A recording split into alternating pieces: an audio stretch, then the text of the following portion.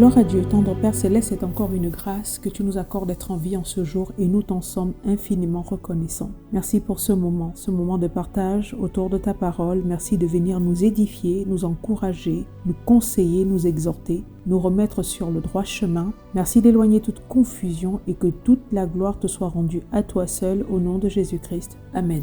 Bien-aimés, nous prenons la parole de Dieu aujourd'hui dans l'évangile de Luc. Luc chapitre 8, nous allons lire les versets 4 à 8 et ensuite les versets 11 à 15. Je suis dans l'édition de Louis II. Une grande foule s'étant assemblée et des gens étant venus de diverses villes auprès de lui, il dit cette parabole. Un semeur sortit pour semer sa semence. Comme il semait, une partie de la semence tomba le long du chemin. Elle fut foulée aux pieds et les oiseaux du ciel la mangèrent. Une autre partie tomba sur le roc. Quand elle fut levée, elle sécha parce qu'elle n'avait point d'humidité. Une autre partie tomba au milieu des épines. Les épines crurent avec elle et l'étouffèrent. Une autre partie tomba dans la bonne terre. Quand elle fut levée, elle donna du fruit au centuple. Après avoir ainsi parlé, Jésus dit à haute voix, que celui qui a des oreilles pour entendre, entende. Verset 11. Voici ce que signifie cette parabole. La semence, c'est la parole de Dieu. Ceux qui sont le long du chemin, ce sont ceux qui entendent. Puis le diable vient et enlève de leur cœur la parole de peur qu'ils ne croient et soient sauvés. Ceux qui sont sur le roc, ce sont ceux qui, lorsqu'ils entendent la parole, la reçoivent avec joie. Mais ils n'ont point de racines. Ils croient pour un temps et ils succombent au moment de la tentation. Verset 14. Ce qui est tombé parmi les épines, ce sont ceux qui, ayant entendu la parole, s'en vont et la laissent étouffer par les soucis, les richesses et les plaisirs de la vie, et ils ne portent point de fruits qui viennent à maturité. Ce qui est tombé dans la bonne terre, ce sont ceux qui, ayant entendu la parole avec un cœur honnête et bon, la retiennent et portent du fruit avec persévérance. Que toute la gloire et l'honneur soient rendus à Dieu seul au nom de Jésus-Christ. Une fois de plus, soyons tous abondamment bénis. La parabole du semeur fait partie des paraboles très fameuses dans la parole de Dieu qui regorge d'enseignements utiles à nos croissances spirituelles. Dans cette parabole, il est dit clairement que le semeur en chef, c'est le Seigneur lui-même. Et tout comme le Seigneur, tout bon croyant, tout bon enfant de Dieu authentique, parce que quotidiennement est nourri par la parole de Dieu, doit également être un semeur. Bien-aimés, nous ne sommes pas appelés à retenir captive la parole de Dieu, mais nous devons semer la bonne nouvelle, l'évangile, répandre le salut, la vie, la lumière. Nous devons semer Christ à ce monde qui gît sous les ténèbres. Parce que la mort, la perdition, l'égarement font rage autour de nous et la vie de nombreuses personnes se retrouve étouffée par toutes sortes d'épines. Nous devons quotidiennement réaliser la puissance, le trésor qu'est l'évangile. Et nous ne devons pas seulement nous contenter de la recevoir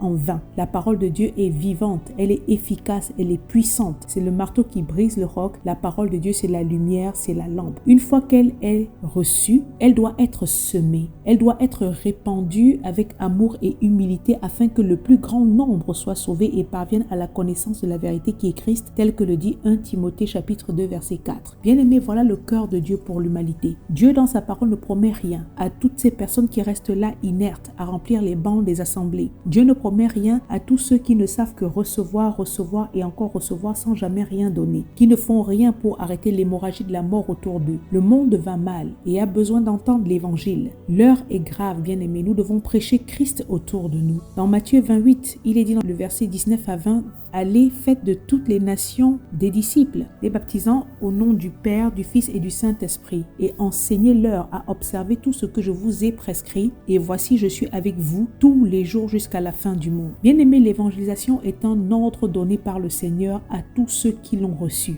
Et ce n'est pas juste une prérogative accordée aux pasteurs ou autres catégories dans les ministères. Cela concerne tous les enfants de Dieu. 2 Corinthiens chapitre 2 verset 15 nous dit que nous sommes la bonne odeur de Christ parmi les sauvés et parmi ceux qui périssent. Enfants de Dieu, répandons de par nos styles de vie, de par nos témoignages, de par les fruits qu'on manifeste au quotidien qui doivent être dignes de l'évangile, dignes de Christ, la bonne odeur de Christ autour de nous. Que nos ferveurs, nos intégrités, nos vies de sanctification, le respect de la parole de Dieu, le respect de Dieu soit tangible et manifeste aux yeux de tous, parce qu'un arbre se reconnaît à ses fruits. Retournant au texte que nous venons de lire, sans vouloir entrer dans une analyse profonde de tous les différents types de cœurs dont parle cette parabole du semeur, qui nous en a illustré d'ailleurs 4, faisant référence à 4 types de sols différents sur lesquels arrive la semence ou encore la parole de Dieu, notons néanmoins que le premier type est appelé le long du chemin et fait référence à toutes les personnes qui entendent la parole de Dieu, mais parce que distraites par le diable, cela laisse voler. Résultat, elles ne peuvent ni croire ni être sauvées. Le deuxième type de cœur est appelé ceux qui sont sur le roc, référence à ceux qui, une fois entendu la parole de Dieu, la reçoivent avec joie. Mais comme ils n'ont point de racines, ils croient juste pour un laps de temps, mais dès que survienne une tentation, ils succombent, fléchissent et cèdent. Le troisième type de cœur est celui qui nous intéressera le plus dans cette édition. Nous y reviendrons plus en profondeur dans quelques instants, néanmoins, sachant qu'il fait référence à ce qui est tombé parmi les épines, référence à toutes ces personnes qui, bien qu'ayant entendu la parole de Dieu, s'en vont et la laissent étouffer, s'asphyxier par les soucis, les richesses et les plaisirs de la vie, et conséquence, ils ne portent aucun fruit qui vienne à maturité. Comme je l'ai dit tantôt, nous y retournerons, mais avant, énonçons le dernier et quatrième type de cœur, qui est ce qui est tombé dans la bonne terre, en référence à tous ceux qui, ayant entendu la parole avec un cœur honnête et bon, la retiennent en eux et portent du fruit avec persévérance. Entrons désormais dans le vif de notre message et relisons ensemble le verset 7. Une autre partie tomba au milieu des épines. Les épines crurent avec elle et l'étouffèrent. Bien-aimés, prenons garde aux choses dangereuses qui étouffent la parole de Dieu que nous recevons au quotidien. Dans la vie d'un individu, tout part du spirituel. Comme j'ai l'habitude de dire, c'est le spirituel qui guide le physique. Qui, une fois le spirituel étouffé, négligé, finit par déteindre sur le physique. Satan dans sa ruse rôde, et la première des choses à laquelle il s'attaque toujours, qu'il cherche premièrement à dérober, c'est la parole de Dieu. Puisque c'est la parole de Dieu qui est la lumière, et c'est cette lumière qui le démasque et éteint tous ses traits enflammés. Bien-aimés, on ne résiste pas à l'adversaire ou à ses tentations, à tous ses assauts diaboliques avec autre chose que la parole de Dieu. Voilà pourquoi face à la tentation, dans le désert, Jésus-Christ a dit, il est écrit. Satan le sachant, voilà pourquoi quand la parole de Dieu est prêchée, il cherche simultanément à insérer en même temps des épines afin de l'étouffer, de l'asphyxier, d'asphyxier la vérité et prendre ainsi le dessus. Bien-aimés, ne soyons pas dupes, la compétition spirituelle sévit autour de nous. Satan est rempli de stratégies pour affaiblir, alourdir, endormir, aveugler, distraire, asphyxier, étouffer, je le redis, la vérité, la vie du plus grand nombre et les maintenir ainsi sous des jougs de servitude. Je vais insister à nouveau. Enfants de Dieu, en cette fin d'année 2024, soyons vigilants. Tenons ferme sur la vérité et protégeons nos vies spirituelles parce que Satan et ses démons cherchent à éteindre, à compresser, à oppresser constamment l'esprit, le cœur du croyant avec des épines. Toujours en référence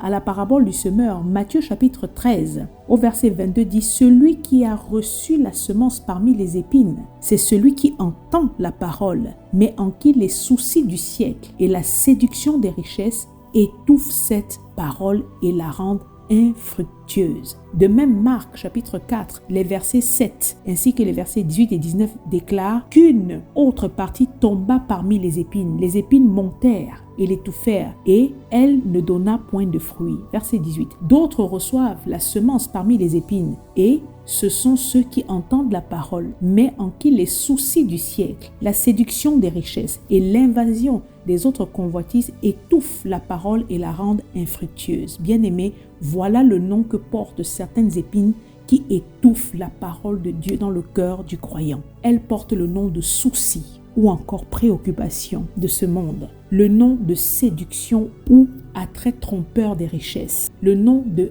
l'invasion, la passion, les désirs et autres convoitises. Bien-aimés, voilà les armes sataniques qui attaquent sérieusement le cœur de certaines personnes au moment où je donne ce message. Et une fois rentrés en eux, rendent la parole infructueuse, pauvre et inefficace. Prenons garde aux assauts sataniques. Et ne nous y trompons pas, le but de l'adversaire, c'est de nous maintenir sous des jougs d'esclavage. Et ça passe par l'affaiblissement spirituel. Nous ne sommes forts face à l'adversaire, face au diable, que parce que c'est Dieu qui nous fortifie au travers de sa parole. Maintenant, si cette parole est diluée ou encore est étouffée, nous ne pourrons pas résister avec une foi ferme face à tous ces nombreux assauts. Bien-aimé, dans quel état est ton cœur en ce moment? C'est à chacun de nous de s'introspecter, de s'examiner dans sa marche avec Dieu. Spirituellement, sommes-nous étouffés? Attention aux épines diaboliques. Une autre partie tomba au milieu des épines. Les épines crurent avec elle et l'étouffèrent, nous a dit le verset 7. La parole de Dieu qui tombe au milieu des épines. La semence et les épines, les deux se mettent à croître, à grandir ensemble. Et comme l'a dit Matthieu 13, verset 22,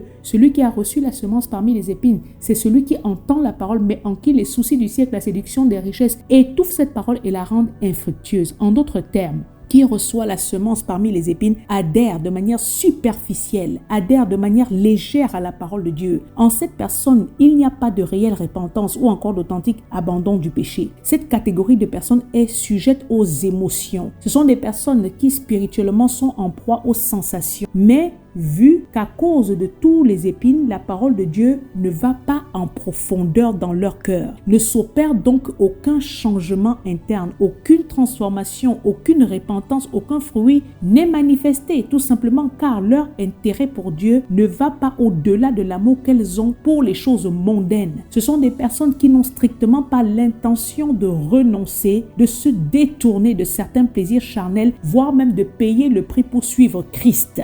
Nous avons affaire ici à un type de personne qui a en jugé de par leur apparence, leur allure pieuse. On ne le croirait pas qu'elles sont remplies d'épines. On constate seulement au fruit que ces personnes manifestent. Je redis que ce sont toutes ces personnes qui prennent de manière légère, futile et superficielle, voire même insignifiante la parole de Dieu. Résultat, sur la durée, au moment de la tentation, parce que les épreuves, les tentations arrivent toujours, puisque la semence a grandi en plein milieu d'épines, toutes ces années passées assises dans les églises, les assemblées, à écouter des messages, toute la connaissance reçue acquise de la parole de Dieu perd de son intérêt face aux soucis du siècle, face aux richesses et autres. Car bien que se disant enfants de Dieu, toutes ces personnes trouvent leur plaisir, leur épanouissement dans des richesses et la poursuite des plaisirs de ce monde. Ce type de personnes ont des vies qui ne portent aucun fruit pour Dieu. Relisons le verset 14. Ce qui est tombé parmi les épines, ce sont ceux qui, ayant entendu la parole, s'en vont et la laissent étouffer par les soucis, les richesses et les plaisirs de la vie et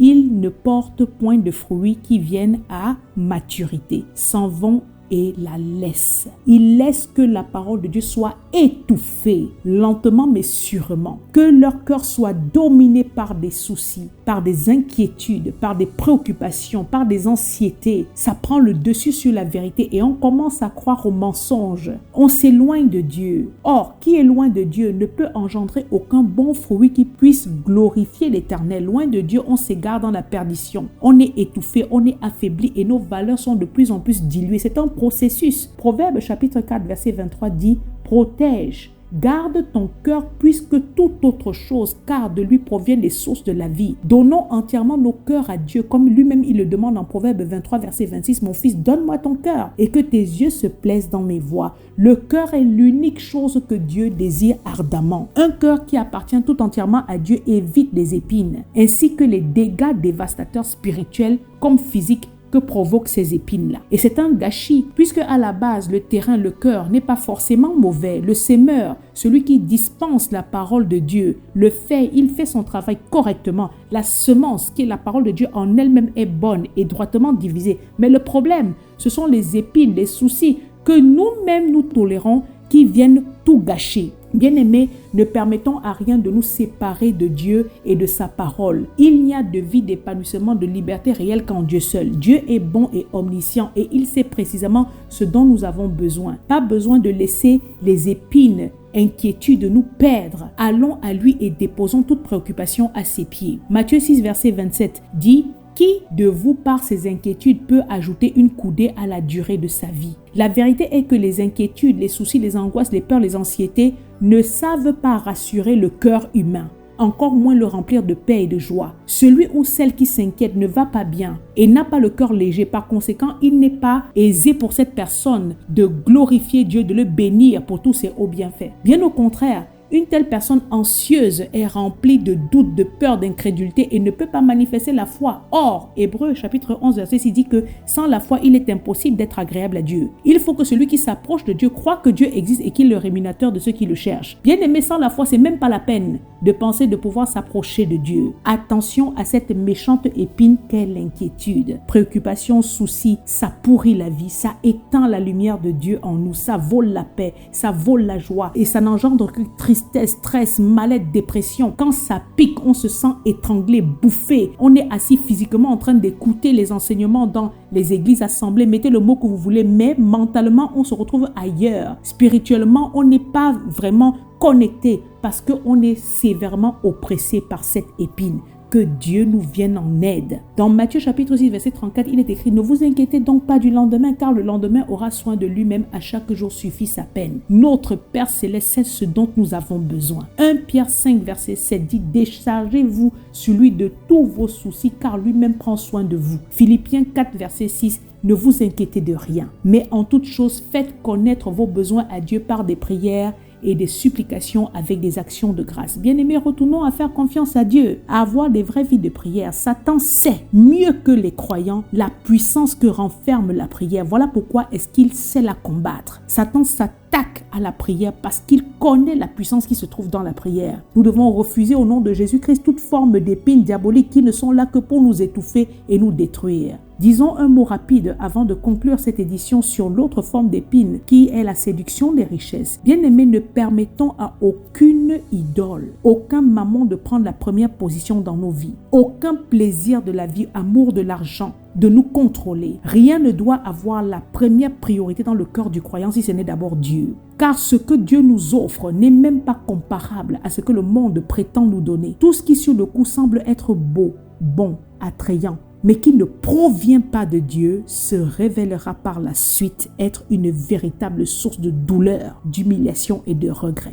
Ne l'oublions pas, que la vraie bénédiction, celle qui enrichit et ne s'ensuit d'aucun chagrin, ne provient uniquement que de Dieu. Cette épine particulièrement de séduction de richesse étouffe la ferveur, l'amour du croyant pour Dieu. Et je rappelle encore que le but des épines, provoquer la mort de la semence, l'étouffer jusqu'à ce qu'elle meure complètement et rendre le cœur, la vie de qui elle domine improductive, sèche, infructueuse. Puisque de manière générale, quand un sol se retrouve complètement recouvert d'épines et de mauvaises herbes tenaces résistantes, la semence ne peut pas y pénétrer. De même, un cœur rempli d'épines n'est pas perméable à la pénétration de la semence qui est la parole de Dieu. Conséquence, ni le soleil, donc la lumière, l'eau, tous les nutriments utiles à la croissance d'une plante ne peuvent pénétrer. Bien-aimés, tout comme les plantes physiques naturelles, nos cœurs ont besoin de lumière. Jean 8, verset 12. Ont besoin d'eau. Jean 4, verset 14. De nourriture spirituelle. Matthieu 4, 4. Pour bien grandir. Donc attention aux épines qui empêchent l'accès de tous ces nutriments. Je redis à nouveau,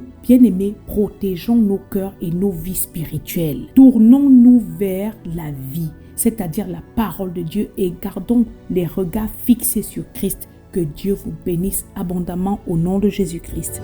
Amen.